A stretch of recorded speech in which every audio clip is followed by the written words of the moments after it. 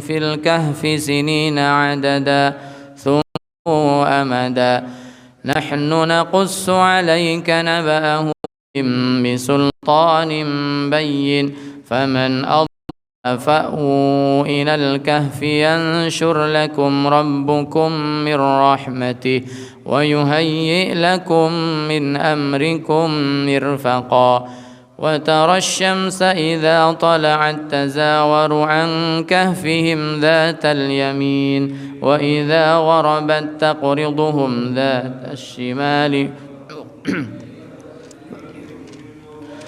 ذلك من آيات الله من يهد الله فهو المهتد ومن يضلل فلن تجد له وليا مرشدا وتحسبهم أيقاظا وهم رقود ونقلبهم ذات اليمين وذات الشمال وكلبهم باسط ذراعيه بالوصيد لو اطلعت عليهم لوليت منهم فرارا ولملئت منهم رعبا وكذلك بعثناهم ليتساءلوا بينهم قال قائل منهم كم لبثتم قالوا لبثنا يوما أو بعض يوم قالوا ربكم أعلم بما لبثتم فابعثوا أحدكم بورقكم هذه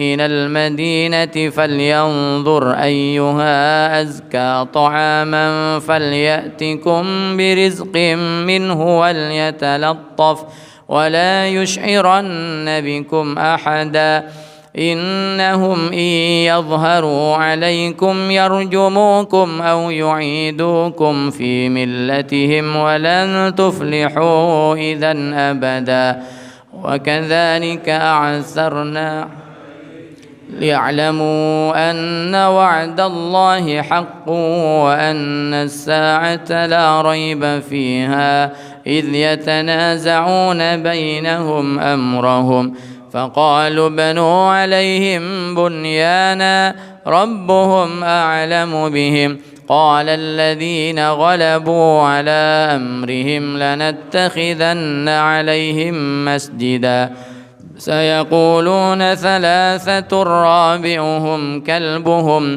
ويقولون خمسة سادسهم كلبهم رجما بالغيب ويقولون سبعة وثامنهم كلبهم قل ربي أعلم بعدتهم ما يعلمهم إلا قليل فلا تمار فيهم إلا مراء ظاهرا ولا تستفت فيهم منهم أحدا ولا تقولن لشيء إني فاعل ذلك غدا إلا أن يشاء الله واذكر ربك إذا نسيت وقل عسى أن يهديني ربي لأقرب من هذا رشدا ولبثوا في كهفهم 300 سنين وازدادوا 9 قل الله أعلم بما لبثوا له غيب السماوات والأرض أبصر به وأسمع ما لهم من دونه من ولي ولا يشرك في حكمه أحدا واتل ما أوحي إليك من كتاب ربك لا مبدل لكلماته ولن تجد من دونه ملتحدا واصبر نفسك مع الذين يدعون ربهم بالغداة والعشي يريدون وجهه ولا تعد عيناك عنهم تريد زينة الحياة الدنيا ولا تطع من أغفلنا قلبه عن ذكرنا واتبع هواه وكان أمره فرطا وقل الحق من ربكم فمن شاء فليؤمن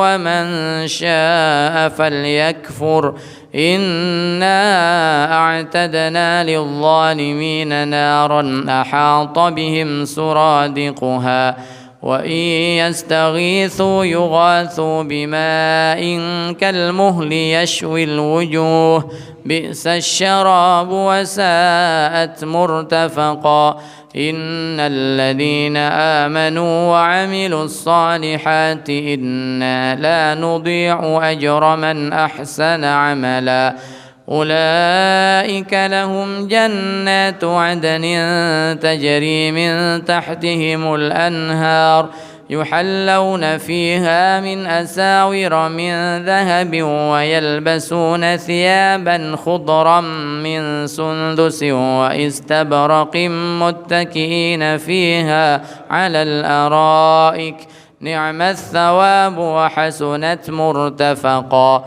واضرب لهم مثل الرجلين جعلنا لأحدهما جنتين من أعناب وحففناهما بنخل وجعلنا بينهما زرعا كلتا الجنتين آتت أكلها ولم تظلم منه شيئا وفجرنا خلالهما نهرا وكان له ثمر فقال لصاحبه وهو يحاوره أنا أكثر منك مالا وأعز نفرا ودخل جنته وهو ظالم لنفسه قال ما أظن أن تبيد هذه أبدا وما أظن الساعة قائمة ولئن رددت إلى ربي لأجدن خيرا منها منقلبا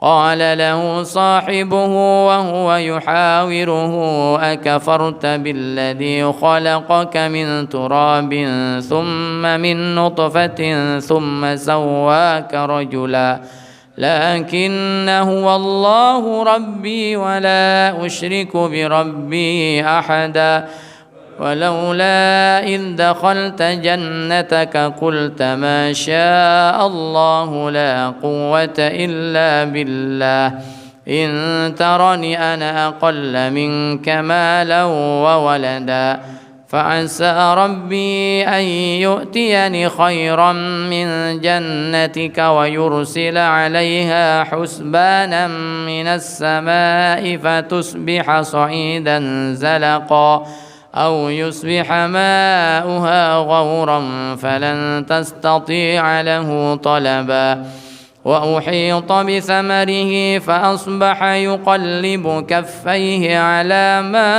أنفق فيها وهي خاوية على عروشها ويقول يا ليتني لم أشرك بربي أحدا ولم تكن له فئة ينصرونه من دون الله وما كان منتصرا هنالك الولاية لله الحق هو خير ثوابا وخير عقبا واضرب لهم مثل الحياة الدنيا كماء إن أنزلناه من السماء فاختلط به نبات الأرض فأصبح هشيما تذروه الرياح وكان الله على كل شيء مقتدرا المال والبنون زينة الحياة الدنيا والباقيات الصالحات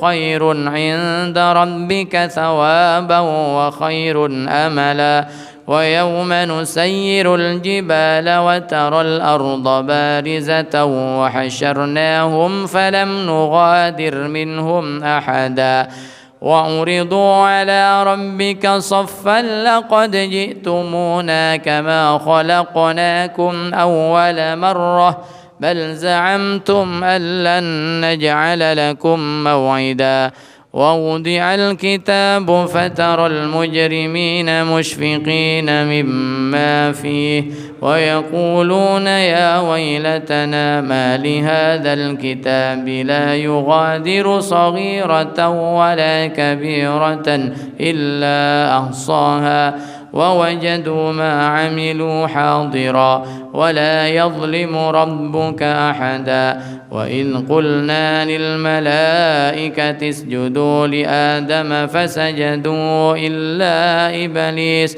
كان من الجن ففسق عن أمر ربه أفتتخذونه وذريته أولياء من دوني وهم لكم عدو بئس للظالمين بدلا. ما أشهدتهم خلق السماوات والأرض ولا خلق أنفسهم وما كنت متخذ المضلين عضدا. ويوم يقول نادوا شركائي الذين زعمتم فدعوهم فلم يستجيبوا لهم وجعلنا بينهم موبقا. ورأى المجرمون النار فظنوا أنهم مواقعوها ولم يجدوا عنها مصرفا. ولقد صرفنا في هذا القرآن للناس من كل مثل وكان الإنسان أكثر شيء جدلا. وما منع الناس أن يؤمنوا إذ جاءهم الهدى ويستغفروا ربهم إلا أن تأتيهم سنة الأولين أو يأتيهم العذاب قبلا. وما نرسل المرسلين إلا مبشرين ومنذرين ويجادل الذين كفروا بالباطل ليدحضوا به الحق واتخذوا آياتي وما أنذروا هزوا. ومن أظلم ممن ذكر بآيات ربه فأعرض عنها ونسي ما قدمت يداه إنا جعلنا على قلوبهم أكنة أن يفقهوه وفي آذانهم وقرا وإن تدعوهم إلى الهدى فلن يهتدوا إذا أبدا. وربك الغفور ذو الرحمة لو يؤاخذهم بما كسبوا لعجل لهم العذاب بل لهم موعد لن يجدوا من دونه موئلا. وتلك القرى أهلكناهم لما ظلموا وجعلنا لمهلكهم موعدا.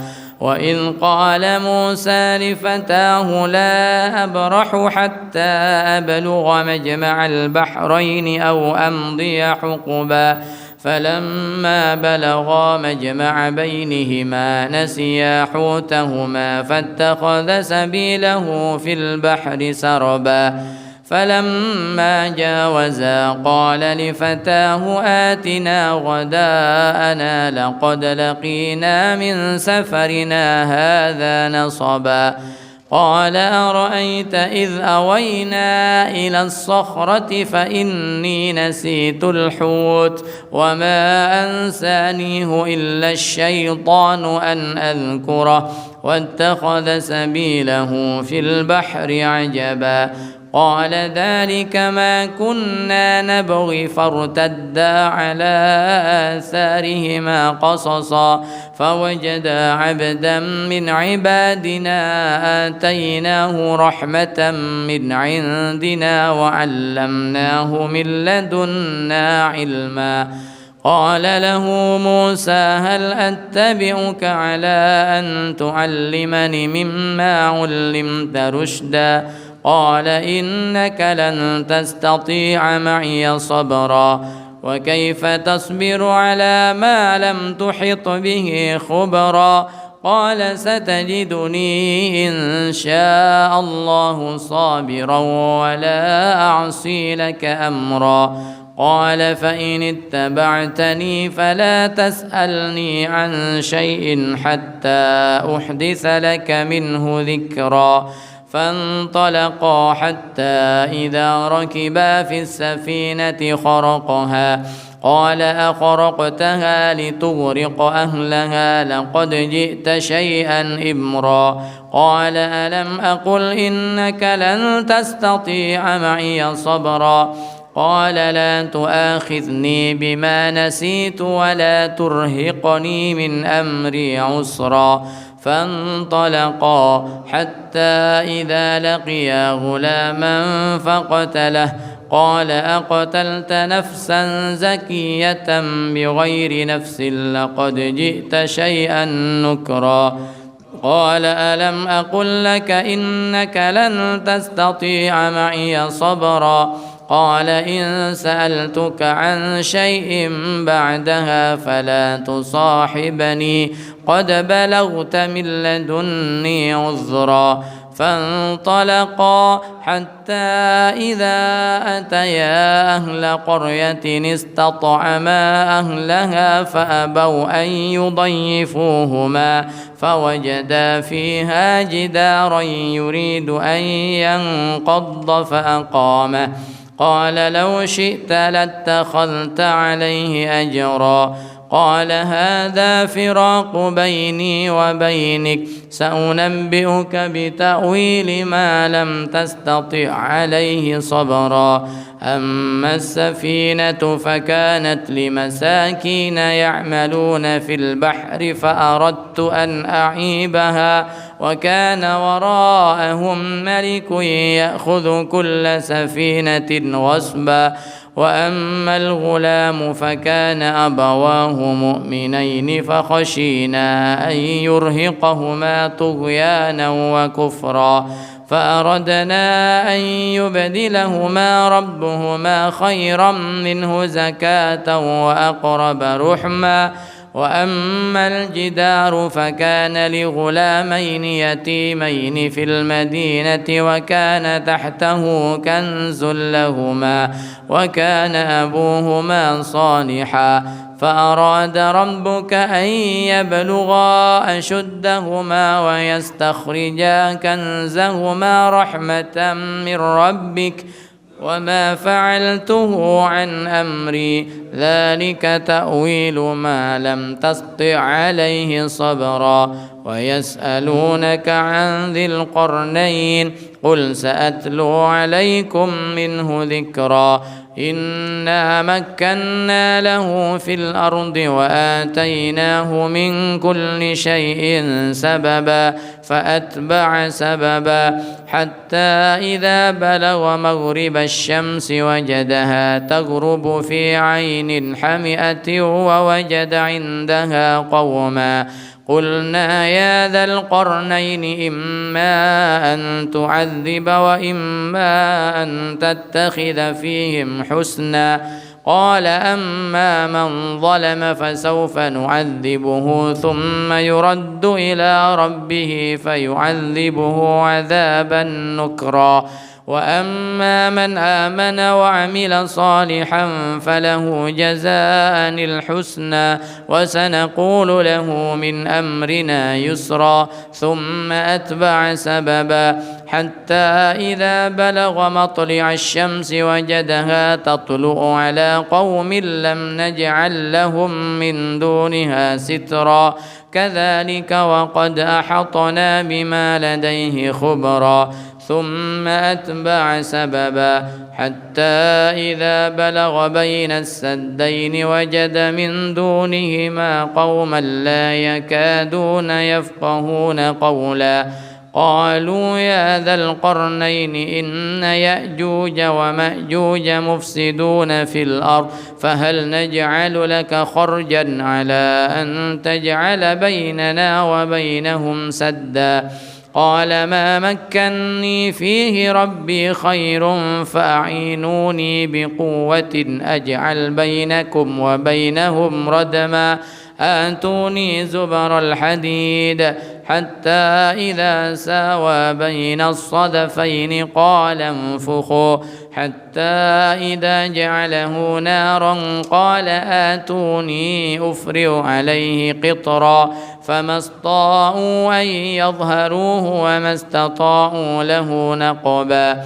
قال هذا رحمة من ربي فإذا جاء وعد ربي جعله دكا وكان وعد ربي حقا وتركنا بعضهم يومئذ يموج في بعض ونفخ في الصور فجمعناهم جمعا وعرضنا جهنم يومئذ للكافرين عرضا الذين كانت أعينهم في غطاء عن ذكري وكانوا لا يستطيعون سمعا أفحسب الذين كفروا أن يتخذوا عبادي من دوني أولياء إنا أعتدنا جهنم للكافرين نزلا قل هل ننبئكم بالأخسرين أعمالا الذين ضل سعيهم في الحياة الدنيا وهم يحسبون أنهم يحسنون صنعا أولئك الذين كفروا بآيات ربهم ولقائه فحبطت أعمالهم فلا نقيم لهم يوم القيامة وزنا ذلك جزاؤهم جهنم بما كفروا واتخذوا آياتي ورسلي هزوا إن الذين آمنوا وعملوا الصالحات كانت لهم جنات الفردوس نزلا خالدين فيها لا يبغون عنها حولا قل لو كان البحر مدادا لكلمات ربي لنفد البحر قبل أن تنفد كلمات ربي ولو جئنا بمثله مددا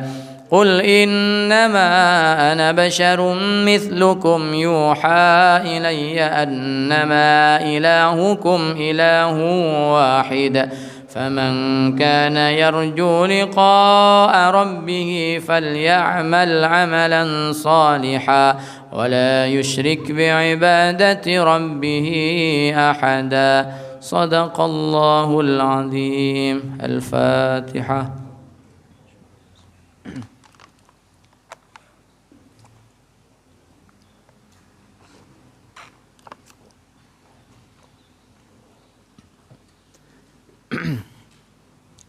بسم الله الرحمن الرحيم نويت التعلم والتعليم والتذكر والتذكير والنفع والانتفاع والإفادة والاستفادة والحث على التمسك بكتاب الله العزيز وسنة رسوله والدعاء إلى الهدى والدلالة على الخير ابتغاء وجه الله تعالى قربه وثوابه سبحانه اللهم يا من مقاليد الأمور كلها بيده وإليه يرجع الأمر كله يا فتاح يا عليم افتح علينا فتحا قريبا بسم الله والحمد لله والصلاة والسلام على سيدنا رسول الله وعلى آله وصحبه ومن تبع هداه ومن والاه سبحانك لا علم لنا إلا ما علمتنا إنك أنت العليم الحكيم رب اشرح لي صدري ويسر لي أمري واحلل عقدة من لساني يفقه قولي واجعل لي وزيرا من أهلي اللهم اجعلنا من الذين يستمعون القول فيتبعون أحسنه ربنا افتح بيننا وبين قومنا بالحق وأنت خير الفاتحين اللهم آمين أما بعد Alhamdulillah pada pagi yang penuh dengan keberkahan ini di tempat yang dimuliakan oleh Allah di waktu yang mulia di bulan yang mulia pada tanggal 27 bulan Rajab di mana di penghujung bulan Rajab ini kita bersiap-siap untuk menghadapi bulan Sya'ban dan di penghujung bulan Rajab ini ada satu sejarah yang tidak bisa dilupakan dan tidak boleh dilupakan oleh semua umat muslim yaitu sejarah tentang salah satu mukjizatnya Rasulullah sallallahu alaihi wasallam tentang satu sejarah yang mengingatkan kepada kita diwajibkannya salat 5 waktu yang kita laksanakan dalam setiap hari dalam peristiwa Isra dan Mi'rajnya Nabi Muhammad sallallahu alaihi wasallam. Peristiwa ini kalau kita lihat dari sisi sejarahnya terjadi setelah beberapa hal yang menimpa kepada Rasulullah yang membuat Rasulullah sedih yang mendalam, membuat Rasulullah merasa luka hatinya, membuat Rasulullah mengalami kesedihan yang luar biasa. Baru peristiwa ini terjadi untuk dihibur oleh Allah Subhanahu wa taala. Kalau kita lihat ayat-ayat terakhir di surat An-Nahl, ayat-ayat terakhir surat An-Nahl, setelah An-Nahl itu surat Isra. Biasanya kita membaca surat Al-Isra ini, ayat pertama menggambarkan tentang Isra-nya Rasulullah. Tetapi jangan lupa sebelum surat Al-Isra ini, di akhir surat An-Nahl itu gambaran yang kira-kira melatar belakangi terjadinya peristiwa Isra dan Mi'raj. Bagaimana di akhir surat An-Nahl ini Allah Subhanahu wa taala menggambarkan kepada Rasulullah, memerintahkan kepada Rasulullah agar supaya bersabar dengan kesedihan-kesedihan yang datang silih berganti kepada Nabi Muhammad. Mula-mula ayatnya berkata, ud'u ila sabili rabbika bil hikmati wal mau'izatil hasanati wajadilhum billati hiya ahsan. Perintah untuk berdakwah ke jalan Allah dengan cara yang hikmah, dengan cara yang bijaksana, dengan mau'izah hasanah, kemudian dengan dialog dan perdebatan yang baik. Inna rabbaka huwa a'lamu biman dhalla an sabilihi wa huwa a'lamu bil muhtadin. Wa in aqabtum, kata Allah, wa in aqabtum, dan apabila mereka wa in aqabtum fa'aqibu, apabila mendapatkan siksaan, perlakuan yang tidak baik, fa'aqibu bimithli ma uqibtum bih, maka balaslah semua itu dengan balasan yang sama, bimithli ma uqibtum bih. Tetapi kalau tidak mau membalas, lebih memilih untuk bersabar, wala in sabartum lahuwa khairul lis-sabirin. Tetapi apabila kalian bersabar, kata Allah, maka itu lebih baik bagi orang-orang yang sabar. Wasbir wa ma sabruka illa billah wa la tahzan alaihim wa la taku fi dhayqim mimma yamkurun. Ini gambaran tentang kesedihan-kesedihan Rasulullah yang dialami oleh Rasulullah sebelum peristiwa Isra dan Mi'raj. Perintah untuk berdakwah, perintah untuk bersabar, dan perintah untuk senantiasa wala tahzan alaihim, jangan terlalu bersedih atas perbuatan-perbuatan orang-orang kafir Quraisy, wala taqu fi dhayqin mimma yamkurun, dan jangan merasa sempit dari apa yang telah diperbuat oleh mereka daripada makar-makar. Innallaha ma'al ladzina taqaw wal ladzina hum muhsinun. Ini gambaran di akhir-akhir surat An-Nahl.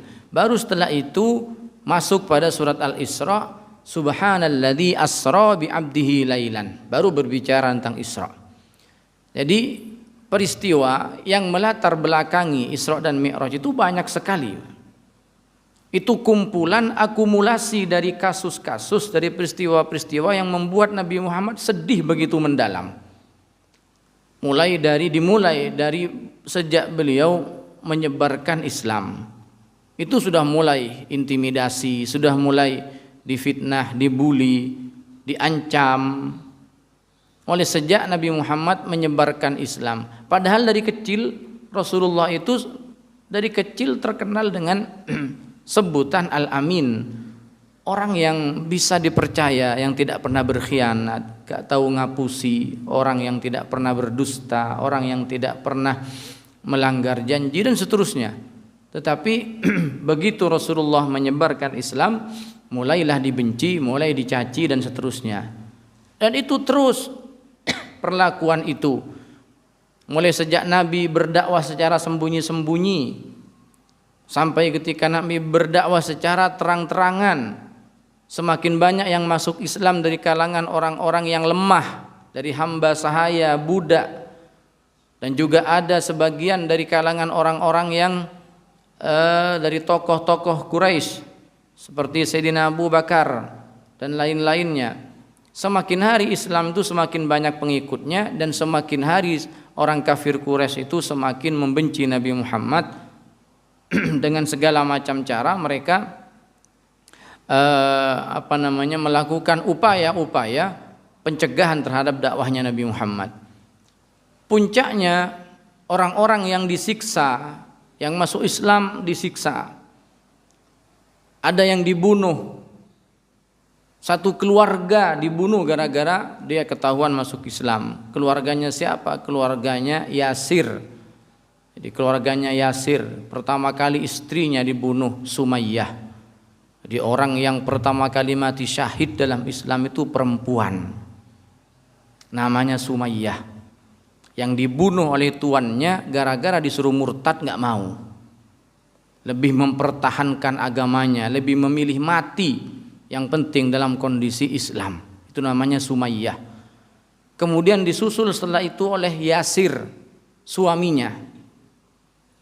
Jadi tuannya orang kafir Quraisy bilang kepada Yasir, istrimu sudah mati, kalau kamu masih tetap menjadi pengikut Muhammad kamu akan mengalami nasib yang sama. Tapi kalau kamu keluar dari agamanya Muhammad kamu akan selamat. Tetapi Yasir melihat keteguhan imannya istrinya, dia tidak goyah imannya, dia lebih memilih mati daripada meninggalkan Islam. Itu perlakuan mereka. Juga kepada Nabi Muhammad ketika tahun ke-7 hijrah, tahun ke-7 sebelum tahun ke-7 dari kenabian, artinya ketika sudah 7 tahun Rasulullah menyampaikan Islam, tahun 7, 8, 9, 3 tahun ini bagi umat Islam ini puncak daripada kesedihan. Yang 3 tahun ini disebut dengan Amul Hazan atau Amul Huzun, tahun duka cita. Tahun berduka cita. Kenapa? Umat Islam diusir dari rumahnya, keluarganya Nabi Muhammad diembargo secara ekonomi, dimusuhi secara sosial, diajak berbicara, tidak boleh melakukan transaksi jual beli. Coba bayangkan, yang pada waktu itu yang masih menguasai perekonomian semua orang kafir. Tapi kalau orang Islam mau beli-beli nggak boleh. Pasokan makanan dicekal, nggak boleh ada kiriman bantuan. Sehingga Nabi Muhammad dan keluarganya, sebagian umat Islam harus ngungsi ke satu lembah namanya Syi'ab Bani Hashim, lembahnya Bani Hashim. Harus ngungsi di sana selama 3 tahun. Banyak anak kecil mati karena kelaparan. Kenapa? Pasokan makanan nggak boleh dikirim. Perjanjian sepihak ditulis oleh orang kafir Quraisy, kemudian digantungkan di Ka'bah. Ya perjanjian apa? Perjanjian tidak boleh menikahkan dengan anaknya orang Islam, tidak boleh melakukan jual beli, tidak boleh berbicara, tidak, macam-macam. Sehingga 3 tahun itu disebut dengan Amul Hazan atau Amul Huzun, tahun duka cita. Tapi setelah itu subhanallah, kekuasaan Allah terjadi, mereka bebas. Perjanjian yang ditulis oleh orang kafir Quraisy secara sepihak itu dimakan rayap, sehingga membuat umat Islam menjadi bahagia karena mereka bebas kembali seperti dahulu. Di tahun ke-10, di 7, 8, 9, tahun ke-10 itu puncak kesedihan Nabi Muhammad. Puncak kesedihan Nabi Muhammad. Kenapa? Ditinggal wafat oleh 2 orang. Yang mana 2 orang ini ibaratkan sayap bagi seekor burung. Ketika salah satu sayapnya patah, dia tidak bisa terbang, apalagi 2 sayapnya patah. 2 orang yang membela mati-matian terhadap dakwahnya Nabi Muhammad, 2 orang yang menjadi pendamping hidup Nabi Muhammad, yang melindungi Nabi Muhammad. Siapa 2 orang ini? Satu adalah istri beliau, Siti Khadijah. Yang kedua, paman beliau, Abu Thalib. Meninggal hanya dalam rentang waktu yang sangat berdekatan. Ada yang mengatakan 3 bulan, ada yang mengatakan kurang dari 3 bulan. meninggal di waktu yang berdekatan. Padahal posisi keduanya ini luar biasa dalam diri Rasulullah. Siti Khadijah itu membuat Rasulullah tenang hatinya ketika berada di rumah bersama dengan istrinya. Jadi Siti Khadijah itu hadir dalam pribadi Nabi Muhammad ketika beliau ada di dalam rumah. Di luar Nabi Muhammad itu dicaci, di luar Rasulullah itu dibuli, difitnah, bahkan diancam. Di luar Rasulullah itu merasa sempit dunia ini, tetapi begitu pulang masuk ke rumah bertemu dengan Siti Khadijah, Siti Khadijah selalu menjadi penyejuk hati Nabi Muhammad, selalu menjadi penenang jiwanya Nabi Muhammad. Hilang semua kesedihan-kesedihan yang ada di luar begitu Nabi masuk rumah. Coba misalnya dari pertama kali, Siti Khadijah ini perempuan yang pintar, cerdas. Siti Khadijah, cerdas. Beliau ini orang yang kaya raya, punya nasab yang mulia. Itu Siti Khadijah. Makanya Siti Khadijah ini yang terlebih dahulu tertarik kepada Nabi Muhammad, sehingga Siti Khadijah ini menawarkan dirinya, disuruh bertanya kepada Nabi Muhammad melalui temannya, seorang perempuan namanya Nafisah. Siti Khadijah ini bilang kepada teman perempuannya Nafisah, coba tanyakan ke Muhammad, mau enggak nikah dengan saya? Umur beliau Siti Khadijah 40 tahun, Nabi Muhammad 25 tahun. Itu sunnah Rasul yang begitu itu, Pak. Jadi jangan yang dipandang sunnahnya yang hanya 2, 3, 4, itu juga sunnah, itu jarang dikerjakan itu. Ada laki-laki umur 25 tahun mau menikah dengan perempuan usia 40 tahun. Siti Khadijah sebelum menikah dengan Nabi Muhammad sudah pernah menikah dengan laki-laki lain. Siti Khadijah ini tahu tentang ciri-ciri Nabi akhir zaman. Karena sudah sebelum Rasulullah itu lahir, tentang ciri-ciri atau tentang isu Nabi akhir zaman itu sudah mulai dibicarakan. Tentang isu Nabi akhir zaman itu sudah dibicarakan oleh orang-orang Yahudi, oleh orang-orang Nasrani, bahwa akan ada nabi penutup semua nabi. Ciri-cirinya jelas sekali dalam Taurat begini, dalam Injil ciri-cirinya jelas. Dan dicurigai Siti Khadijah itu persis tahu tentang ciri-ciri Nabi akhir zaman dari siapa? Dari Waraqah bin Naufal. Ada yang mengatakan ini pamannya Siti Khadijah, ada yang mengatakan ini sepupunya Siti Khadijah. Waraqah bin Naufal ini orang Nasrani yang pandai memahami Taurat dan Injil. Dan ciri-ciri Nabi akhir zaman itu disebutkan dalam Taurat dan Injil itu secara detail. Maka Siti Khadijah itu mengetahui ciri-ciri Nabi akhir zaman itu mungkin dari Waraqah bin Naufal ini. Apa buktinya? Buktinya ketika Rasulullah Shallallahu Alaihi Wasallam membawa barang dagangannya Siti Khadijah, membawa barang dagangan Siti Khadijah, ditemani oleh siapa? Ditemani oleh budaknya Siti Khadijah yang bernama Maisarah. Jadi Nabi Muhammad membawa dagangan, membawa teman namanya Maisarah. Maisarah ini laki-laki, Pak. Dia bukan perempuan. Jangan dikira Nabi Muhammad bersama Maisarah kok bareng Maisarah Nabi Muhammad. Maisarah laki-laki. Kalau di sini ada Maisarah perempuan, kalau di sini. Ini laki-laki. Memang diutus oleh Siti Khadijah untuk menemani Nabi Muhammad dalam perjalanan dagangnya. Jarang-jarang Siti Khadijah itu biasanya kalau ada orang membawa barang dagang Siti Khadijah ya udah dibawa sendiri. Tapi ini Nabi Muhammad bawa oleh Siti Khadijah, Maisarah suruh nemani. Dan apa setelah selesai membawa dagangan Siti Khadijah, Maisarah ini ditanya, diinterogasi oleh Siti Khadijah. Hai Maisarah, apa yang kamu lihat, apa yang kamu saksikan ketika menemani Muhammad? Diceritakan oleh Maisarah ini mulai dari perjalanan, keajaiban di setengah perjalanan, di saat Nabi melakukan transaksi jual beli perdagangan sampai meraup keuntungan yang tidak pernah didapatkan oleh orang-orang sebelumnya ketika membawa perdagangan Siti Khadijah, kejujurannya, ya, santun dalam ucapannya, dan luar biasa. Dan di antara yang diceritakan oleh Maisarah ini, ketika dalam perjalanan, kata Maisarah, ketika dalam perjalanan Rasulullah ini, Muhammad ini belum jadi Rasul ya, Muhammad ini seakan-akan diikuti oleh segumpal awan yang menaungi seperti payung yang menaungi seseorang. Kemana Nabi Muhammad itu berjalan, awan itu mengikuti beliau. Jadi nggak pernah merasa kepanasan. Kita tahu kalau di Arab kalau musim panas seperti apa. Tapi Rasulullah itu kalau berjalan nggak perlu pakai payung karena selalu ada segumpal awan yang bersamai Rasulullah di atasnya.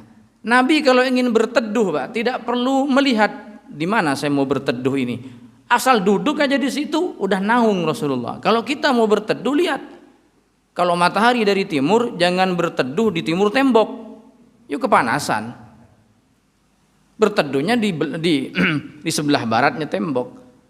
Kalau matahari di sebelah barat setelah zuhur, kalau mau berteduh bernaung dia di timurnya tembok. Nabi itu kalau mau berteduh asal duduk aja udah aman di situ, naung di situ. Itu yang disaksikan oleh Maisarah. Ini kok ada segumpal awan mengikuti Rasulullah, mengikuti Nabi Muhammad. Ternyata itu merupakan salah satu tanda-tanda kenabian. Yang begitu merupakan salah satu tanda-tanda kenabian.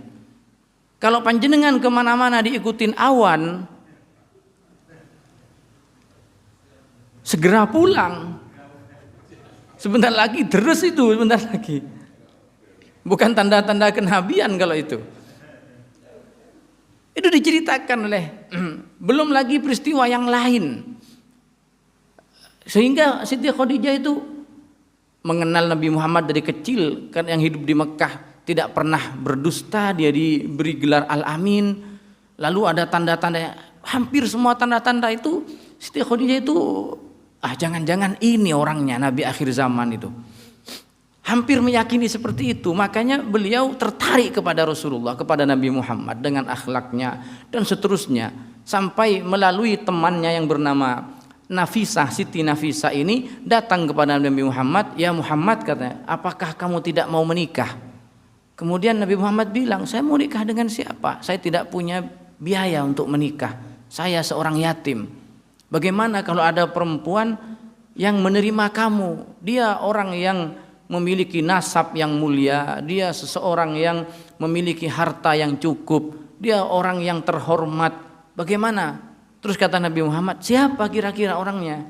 Khadijah. Apakah dia mau dengan saya? Dia pasti mau, dan seterusnya. Akhirnya Rasulullah alhasil beliau berbicara dengan pamannya, dengan Abu Thalib. Kemudian pamannya ini melamar Siti Khadijah ke keluarganya, alhasil menikah. Nah, kata ulama, ketika menikah Rasulullah kan umur 25. Umur 25. Sebelum Nabi Muhammad menerima wahyu pertama, sebelum benar-benar dilantik menjadi nabi dan rasul, ini Siti Khadijah ini kayak menunggu. Karena beliau sepertinya ini yang nabi akhir zaman. Tapi kok ditunggu, kapan kok nggak ada informasi ini benar-benar jadi nabi apa enggak ini? Dari usia berapa tahun berarti? Dari Nabi Muhammad usia 25 menikah, diangkat jadi nabi, jadi rasul yaitu usia 40. Rentang waktunya berapa? 15 tahun. Jadi lumayan lama dia nunggu ini jadi nggak jadi nabi ini? Jangan-jangan enggak. Makanya ketika sebelum Rasulullah itu benar-benar ditemui oleh malaikat Jibril di Gua Hira, kesenangan Rasulullah pada waktu itu menyendiri.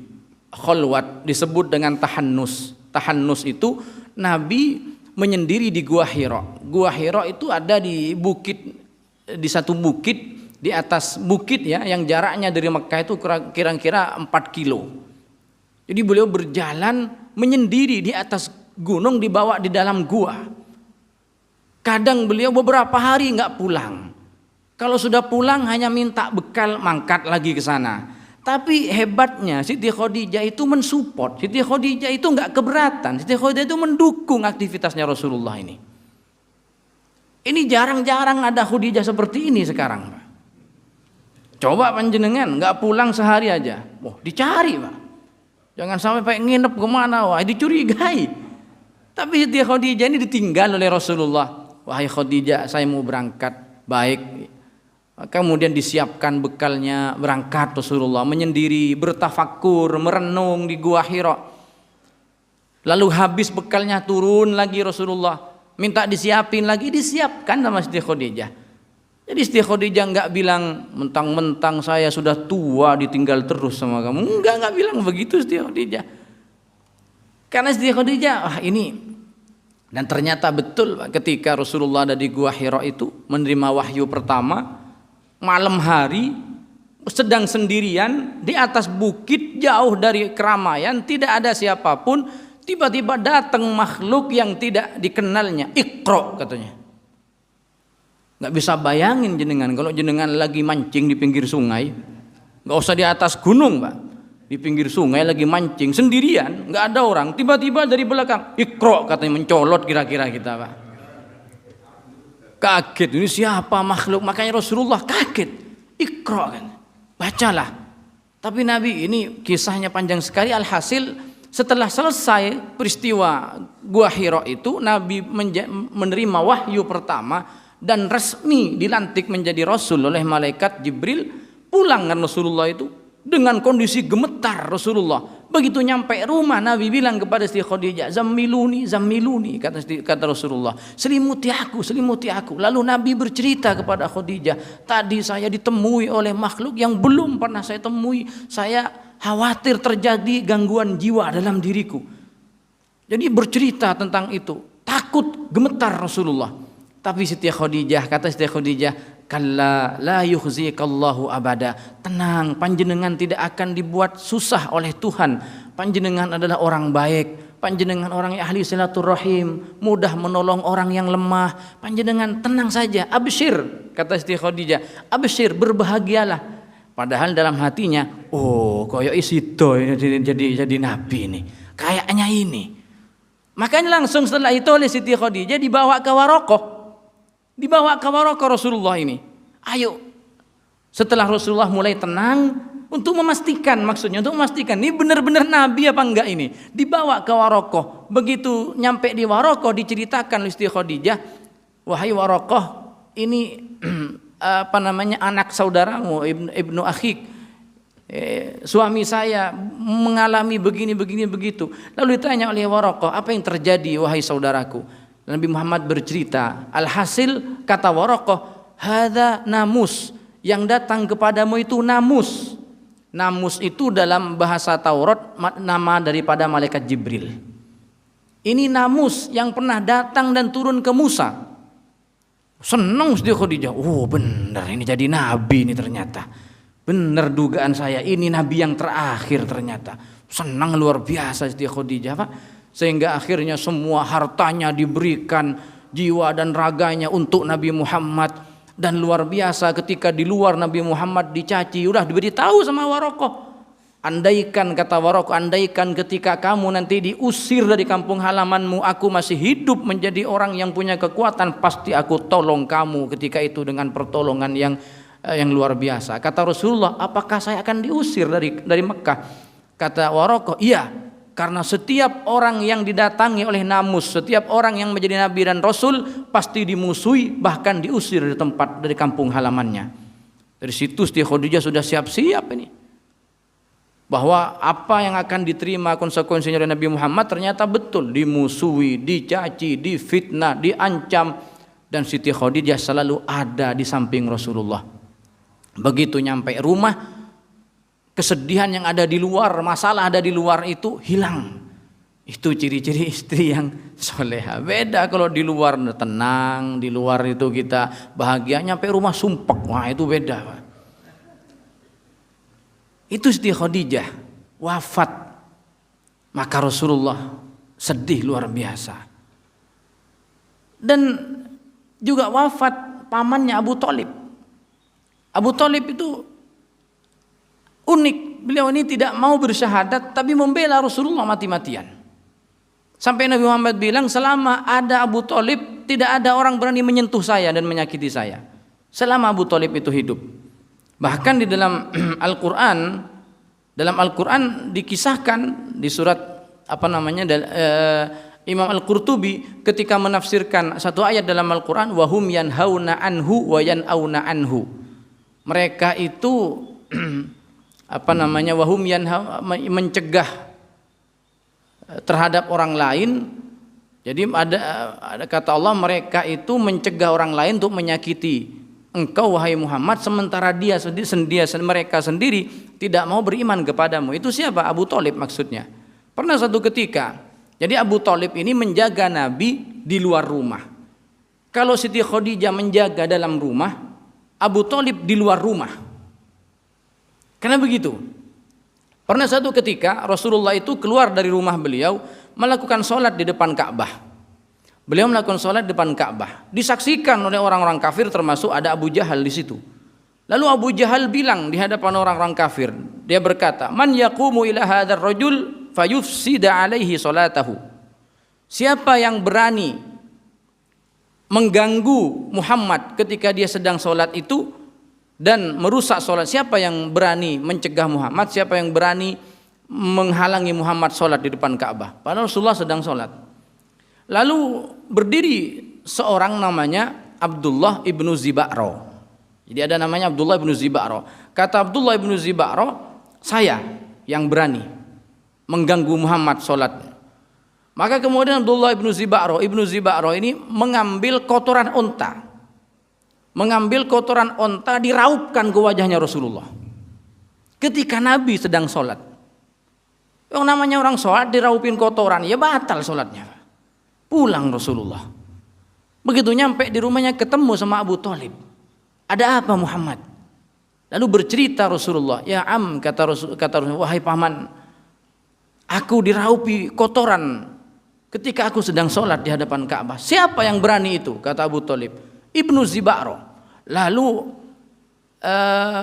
Abu Thalib mengambil pedangnya ditaruh di sininya sama Abu Thalib. Orang sedang marah itu datang ke hadapan Ka'bah, di mana Abdullah bin Ziba'ro masih berkumpul di situ ngopi dengan Abu Jahal dan yang lain-lainnya masih kumpul. Rasulullah diajak, ayo ikut, kata Abu Thalib. Dia bawa pedang dengan wajah yang marah, kesal karena keponakannya diperlakukan seperti itu oleh Ibnu Ziba'ro. Begitu melihat Abu Thalib ini datang dengan kondisi marah, membawa pedangnya, semua orang kafir Quraisy yang sedang duduk ngobrol itu tiba-tiba berdiri semua. Lalu Abu Thalib bilang, kalau tidak ada yang duduk dari kalian, kalau satu pun tidak ada yang duduk, kalau masih berdiri semua akan saya tebas lehernya dengan pedang saya. Itu Abu Thalib. Tiba-tiba duduk semua. Gak ada yang berani berdiri di depan Abu Thalib. Kemudian Abu Thalib bertanya kepada Nabi Muhammad yang ada di belakangnya, "Hei Muhammad, siapa yang meraupkan kamu kotoran ke wajahnya?" Kata Nabi Muhammad, Ibnu Ziba'ro. Mana orangnya? Itu orangnya. Kemudian Abu Thalib juga mengambil kotoran yang sama. Dia mencari juga kotoran onta, diraupkan juga ke wajahnya Ibnu Ziba'ro dan ke wajahnya orang-orang yang ada di sampingnya itu. Itu Abu Thalib, perjuangan Abu Thalib menjaga Nabi Muhammad dari ancaman-ancaman orang-orang yang memusuhi beliau. Kemudian Abu Thalib itu bersenandung. Abu Thalib itu membacakan, berkata kepada Rasulullah dalam bentuk qasidah, dalam bentuk syair. Apa kata Abu Thalib? Wallahi lan yasilu ilaika bijam'ihim hatta usida fit turabi dafina.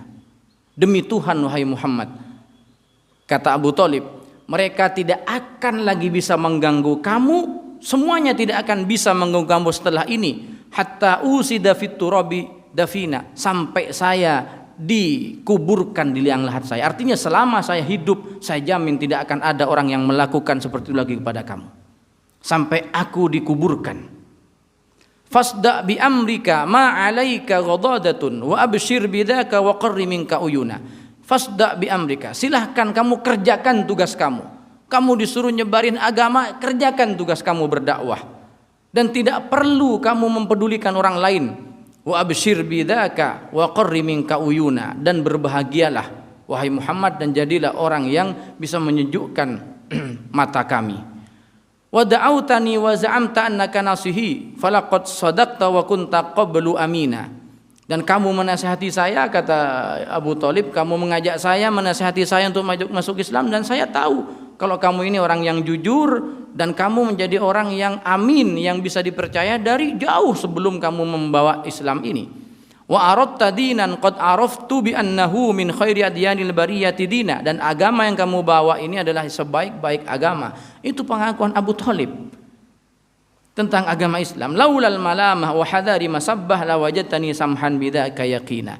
Ini adalah bapak daripada Ali bin Abi Thalib. Ali bin Abi Thalib.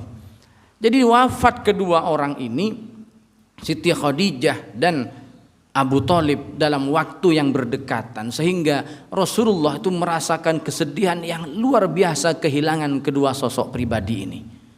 Setelah itu Mekah itu bagi Rasulullah sudah nggak kondusif.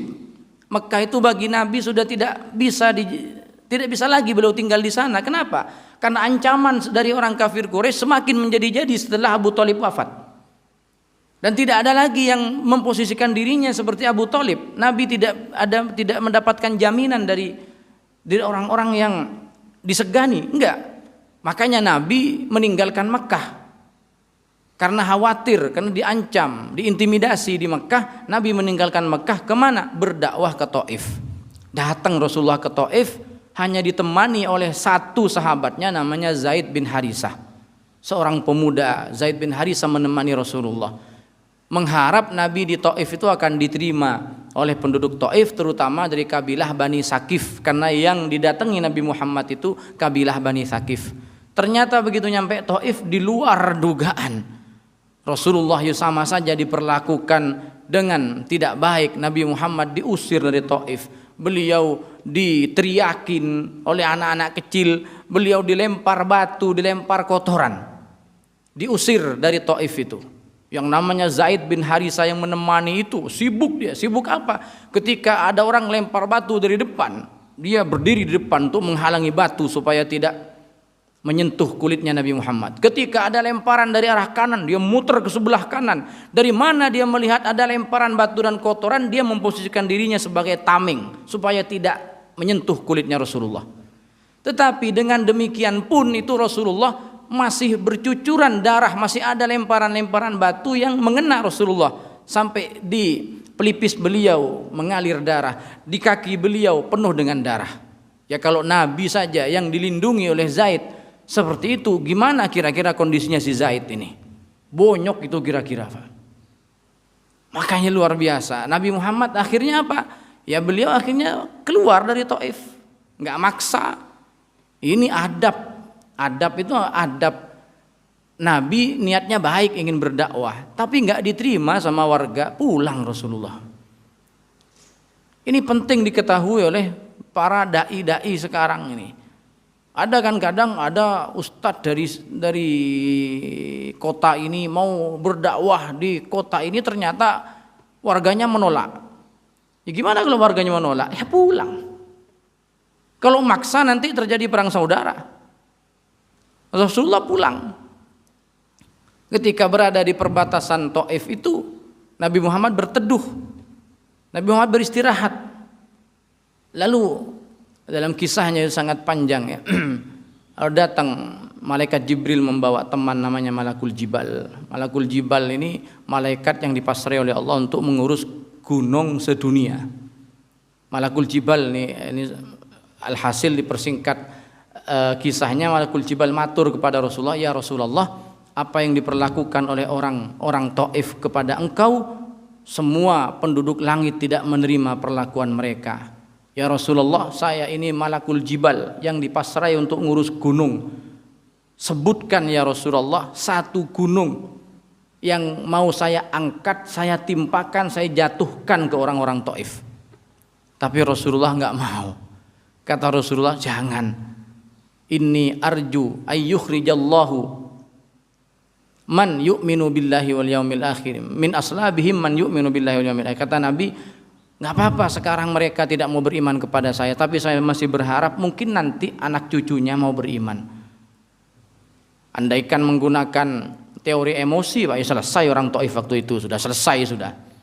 Kita saja misalnya dimusuhin orang, Kita difitnah, dibully, nggak usah setaif, nggak usah sekampung.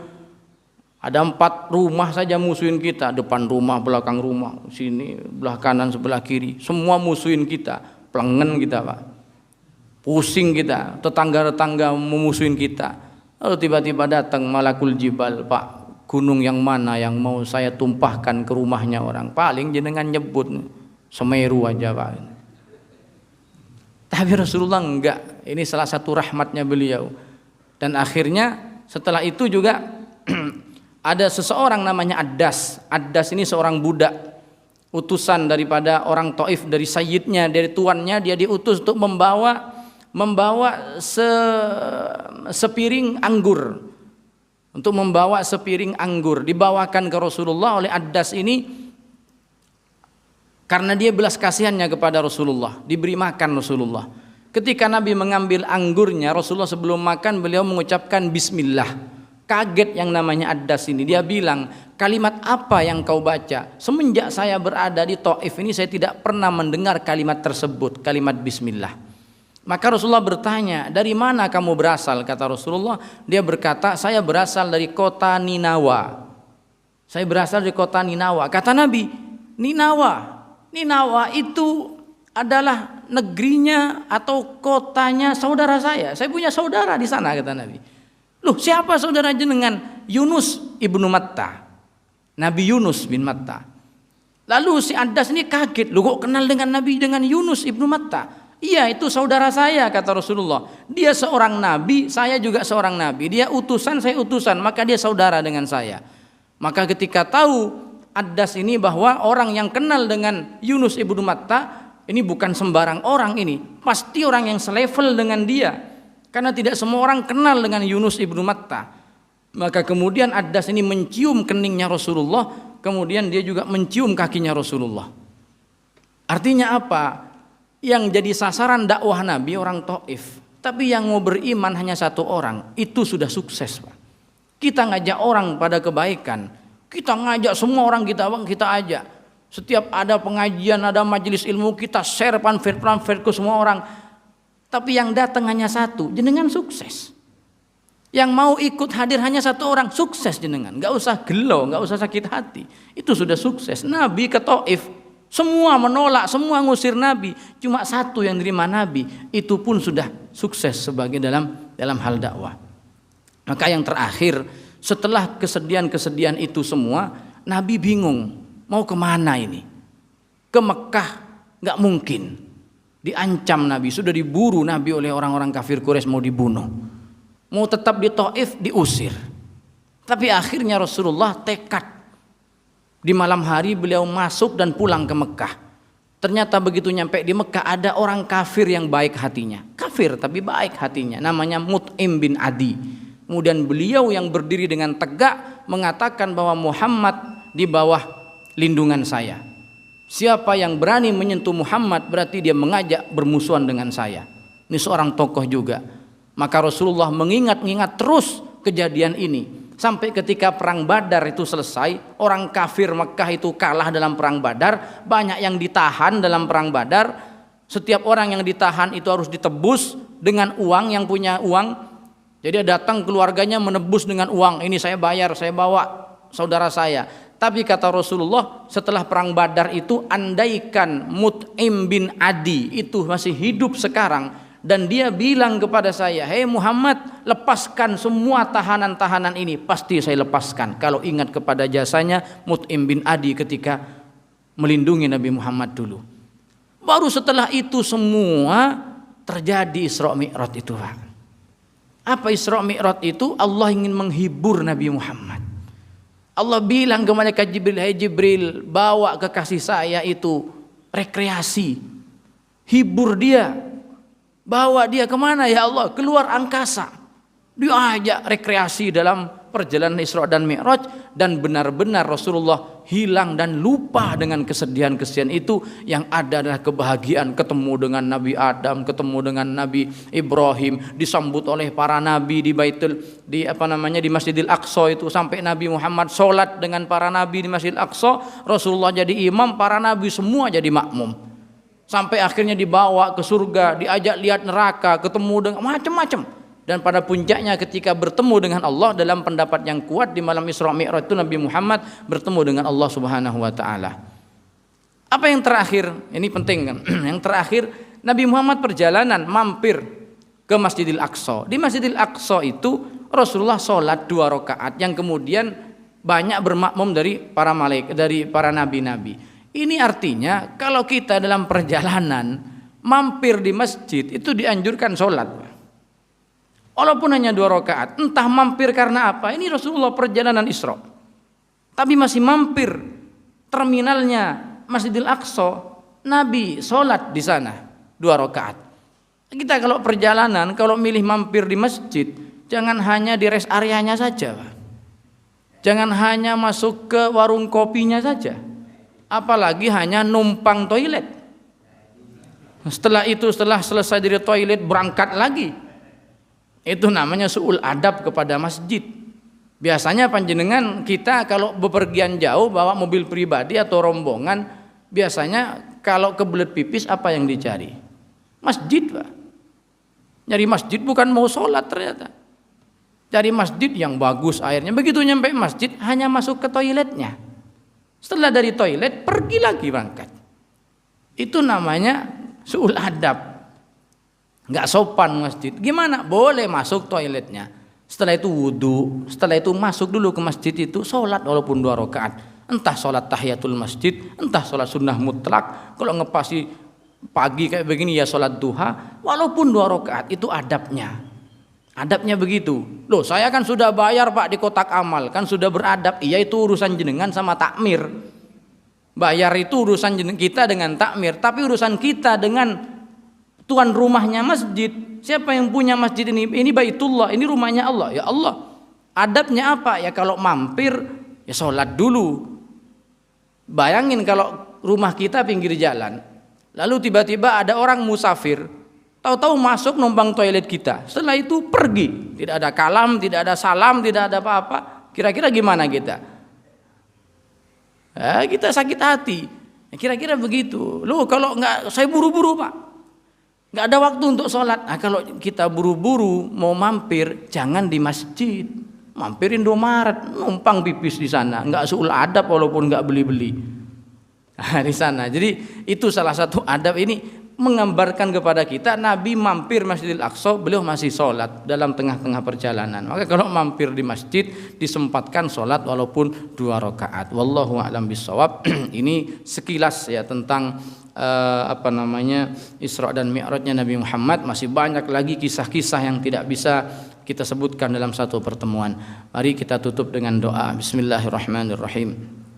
Alhamdulillahi Rabbil Alamin. Allahumma salli wa sallim wa barik ala Sayyidina Muhammad wa alihi wa sahbihi ajma'in. Allahumma ij'al jam'ana hadha jam'an marhuma wa jam'an mubaraka wa jam'an mardiya wa tafarruqana min ba'dihi tafarruqan ma'suma. Allahumma inna nastaudi'uka ma qara'nahu في هذا المجلس وما قبله وما بعده فاحفظه علينا حتى ترده إلينا وقت احتياجنا إليه يا أرحم الراحمين يا أرحم الراحمين يا أرحم الراحمين. اللهم بارك لنا في رجب وشعبان وبلغنا رمضان وأعنا فيه على الصيام والقيام وقراءة القرآن. ربنا آتنا في الدنيا حسنة وفي الآخرة حسنة وقنا عذاب النار. وصل اللهم وسلم وبارك على سيدنا محمد النبي الأمي وعلى آله وصحبه أجمعين والحمد لله رب العالمين. سبحانك اللهم وبحمدك أشهد أن لا إله إلا أنت أستغفرك وأتوب إليك والعفو منكم. السلام عليكم ورحمة الله وبركاته.